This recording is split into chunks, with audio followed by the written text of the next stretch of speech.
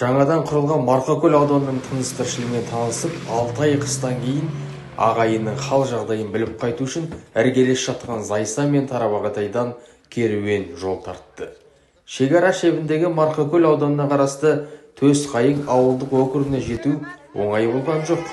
Марқакөлден Төсқайың арасындағы жолдың сапасы біраз уақыт алды. Десе де діттеген жерімізге жеттік, алдыға қойған мақсат орындалды. Сапар барысында Зайсан ауданының әкімі Аелита Ахметсәлімқызы Төсқайың ауылдық округіндегі мектептің оқушыларына тәттілер, спорттық киімдер, резеңкетіктер, ауыл тұрғындарына қажетті дәрі-дәрмектер апарып берді. Өз кезегінде ауыл тұрғындары да әрқашанда достық құшағын жаятын Зайсан Тарбағатай халқына дән риза екендіктерін жеткізіп жатты.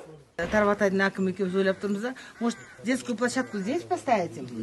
Такую, игровую, небольшую. Ермек Беделбайұлының тапсырмасымен осы елді мекендерді көріп, жаңа ауданға қандай қол ұшын бере аламыз, не істей аламыз болашақта деген үлкен сұрақпен келіп, қазір осы елдің тұрғындарымен танысып, әлеуметтік нысандарын аралап байқап көріп жатырмыз.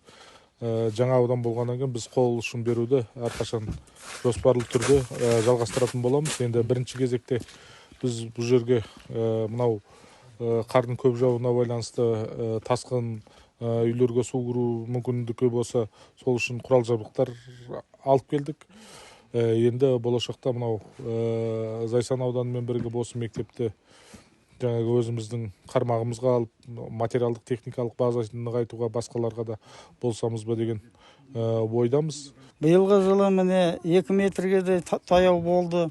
Сол кезде даладағы бар шөбімізді жеткізе алмай қиыншылық көріп отырғанда Зайсан ауданының әкіміне көп біз рахмет айтамыз, ризашылығымызды білдіреміз.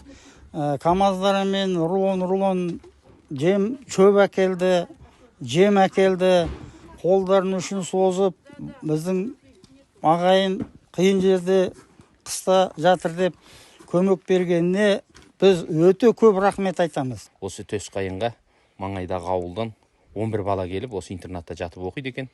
Зайсан аудандық мәслихатының депутаттары бірлесіп, балалардың көңілін көтерсін, балаларға жағдай болсын деп, осы ауылға жаңа 11 спортивті киім балаларға және 4 ер балаға куртка келдік. Зайсан ауданы, Тарбағатай ауданы, көрші Марқакөл ауданымен әр уақытта бірге қолдау біледі. Береке бақ қайда барасың дейді. Береке бірлігі бар, ерге барам дейді. Қазақ әр уақытта бір-біріне деген бауырмалдылығы, бір-біріне деген қамқорлығы еш уақытта жоғалмаған. Сол қасиетті қайтадан бойымыздан туғызып, жаңа ғана тай-тай басып келе жатқан, еңсесін енді тіктеп жатқан Марқакөл ауданына қол ұшын беріп, қос аудан демеп, жанымызда Күршім ауданы бар. Алға басқызамыз, өркендетеміз. Зайсан Тарбағатай ауданына 6 жылдан келіп, аттелеп келгендеріңізге рахмет айтамын. Жолдарыңыз ашық болсын, дентеріңіз сау болсын деп тілеймін. Бұл бастама өте бір тарихи сәт болып тұр, және жалғасын тауып, біз басқа да аудандармен жұмысты атқарамыз деген сенімдеміз.